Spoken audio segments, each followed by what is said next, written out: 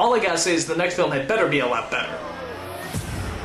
Teenage Mutant Ninja Turtles 2, The Secret of the Ooze. And what exactly is The Secret of the Ooze? It was made in a laboratory.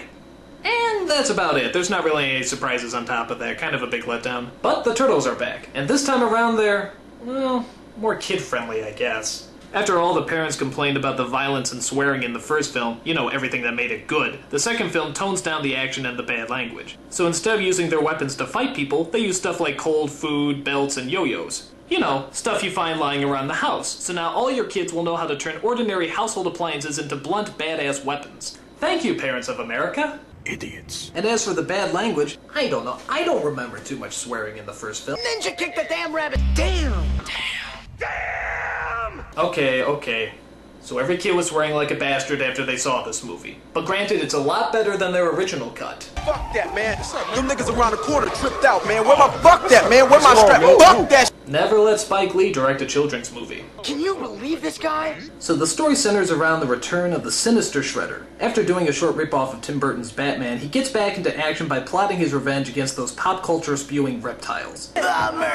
He steals a canister of ooze from that guy in Titanic and decides to make his own evil mutants. Within seconds, two innocent, harmless animals are transformed into the sinister duo of Bebop and Rocksteady. Yeah, like I said, Bebop and Rocksteady.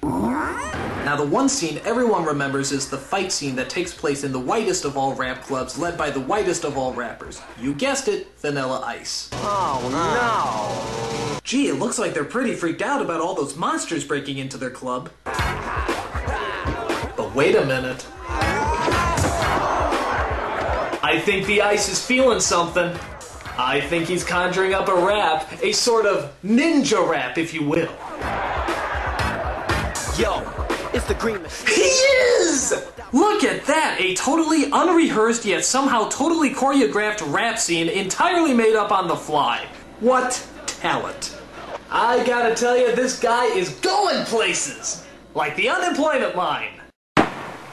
So the film climaxes as the Shredder drinks what's left of the mutated ooze and turns into a mutant himself. Jesus Christ, look at that. That is a badass villain. It's a super shredder! Alright, this is gonna make up for the shitty climax in the last movie. 4 mutant turtles versus 1 giant mutant shredder. This is gonna be good.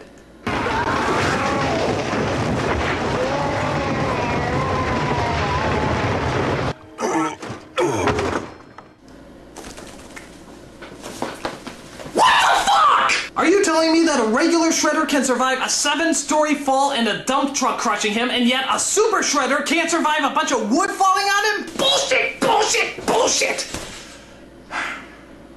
You know, I'm starting to realize that, these movies aren't quite the masterpieces I remember them to be.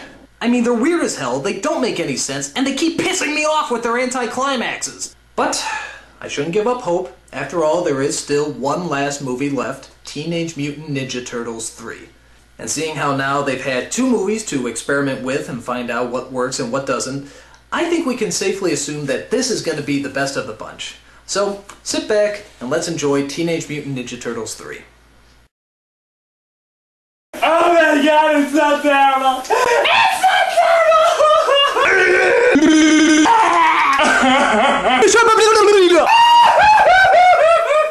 This is the worst thing that no one should ever have to see. It's awful. It's terrible. It's so bad I am forced to make up a word to describe how bad it is. This movie is horribifuckus. It's the most horribifuckus movie I've ever seen in my entire life. Okay, like I said, these movies aren't the masterpieces we remember them to be. But it's best not to look at them as movies, but more as a homework assignment.